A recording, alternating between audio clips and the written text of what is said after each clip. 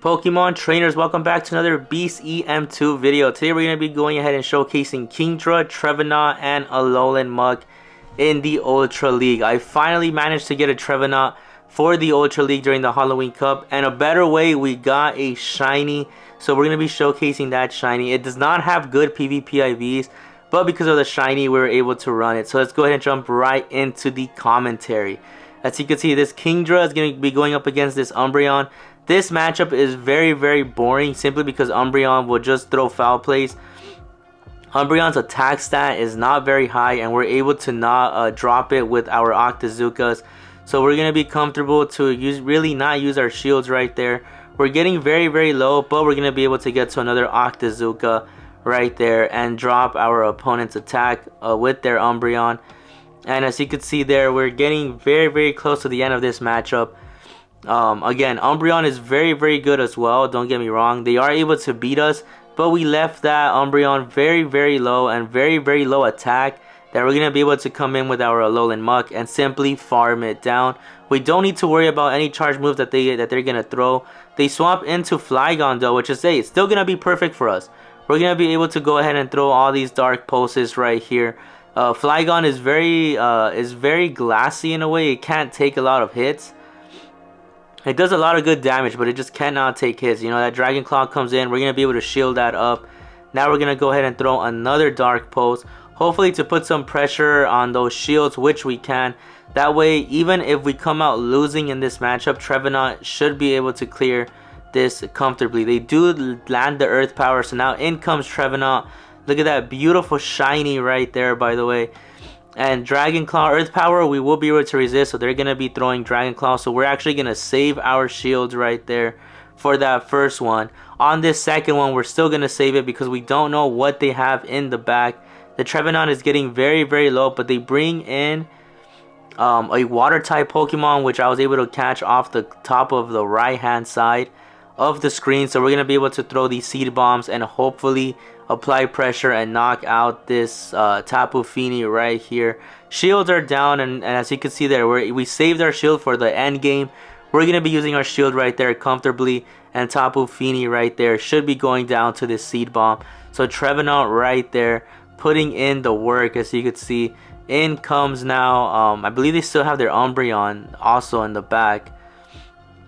And this is Trevenant. We're able to farm down that Umbreon comfortably right there and knock out the Flygon. So GG's to my opponent.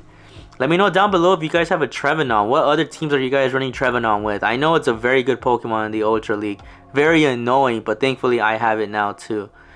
So let's go ahead and jump into the next battle right there. Kingdra versus Ampharos. I did a Great League Electric Cup Ampharos video. If you haven't watched it, go ahead and take a second after this video to go ahead and watch that, because Ampharos is very good in the Electric Cup. But right there, as you can see, their Trailblaze. I believe they did throw a Trailblaze, which is going to be fine. Now they're going to be throwing another Trailblaze, knocking us out. That's going to be perfect.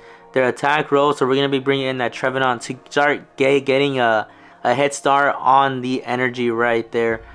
And now Trevenant right there. We're just waiting for our opponent. Golisopod's going to be coming in here. We're going to be throwing this Seed Bomb. We could have waited to try to bait with the Shadow Ball. Thankfully though, our opponent does shield right there, which is going to be fine. And we are going to be shielding ourselves just to preserve the health on our Trevenant. As you can see, that move was going to be super effective. So we're going to be able to throw another Seed Bomb right here to try to do as much damage as we possibly can. And I believe we are going to be shielding up, or we're not going to be shielding up. We're going to let this charge move go. Alolan Muk is going to be our end game right there. We're able to swap and still preserve that Trevenant. That's actually really a good thing to do, because then you're able to sack swap in the end game if you run out of shields right there. So right here we should be able to clear this Golisopod with this Sludge Wave, because Sludge Wave it hits really hard. As you can see there, we're able to knock out the Golisopod. Unfortunately though, they do bring in a Swampert, and we are in a very tough spot because Swampert has access to Earthquake. And that move will one-shot our Alolan Muk. Sometimes though, Swamperts run Sludge Wave as well, so we just need to wait and watch. But they do have Earthquake and they knock us out. In comes Trevenant and they're able to knock us out. So GG's to my opponent. Now let's go ahead and jump into the next battle. Kingdra versus Poliwrath. I actually like this matchup right here because Poliwrath will be getting hit hard with those Dragon Breaths. Poliwrath, if they fit through a Scald, we're able to resist that very, very comfortably. And Octazooka is a good move because it has that drop attack chance. As you can see, we didn't get that small little boost right there or that debuff on our opponent. But again, Scald should be now they throw Ice Punch again. No big move that we should be too worried about. Unfortunately though, they do farm us down, but now we're gonna be able to come in here with this Trevenant. We're able to resist those counters, so that's gonna be good. In comes Charizard, and now in comes Giratina. So this matchup looks very, very tough, simply because they're able to align their Charizard with our Trevenant, and our only win condition is gonna be to flip and conserve health on our Muk for that Charizard, or get to a Shadow Ball with our Trevenant. So we could see that our switch timer is already halfway. This Giratina is just going to be throwing Dragon Claws again. We are thinking about preserving health on our Alolan Muk. As you can see, this Dark Pulse is going to be going through. We finally start getting shield, which is perfect. And right here, I believe we're going to start shielding up because we do need to preserve some health on our Alolan Muk right there. As you can see, those Dragon Claws are going to be hurting after a while. So we are going to be shielding those up. Dragon Pulse comes in. That's going to be perfect. Right here, our game plan is going to be to get the last shield on the Charizard. And as you can see, it's going to be a very tough call. Dragon Claw will not knock us out. As you can see, we're able to survive barely, but we survived. And we're going to be able to get to this Dark Pulse and hopefully do some damage. And now we got that Charizard very, very low. Now Trevenant, all we have to do is just Shadow Claw this Charizard down, do some chip damage right there, and now just race this Charizard. We are going to be shielding up because we need to shield up. If not, this Dragon Claw or Blast Burn will hurt. And as you can see, our opponent forfeits the match. So GG's to my opponent. A great matchup right there. I love playing those types of games.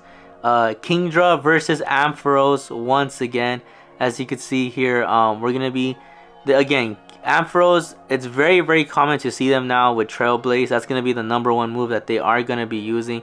They swap into Togekiss, which is fine with our Octazooka because we're going to be able to have that chance to drop their attack. And it finally worked right there. So in comes Alolan Muk. We are getting neutral damage, but we managed to drop their attack.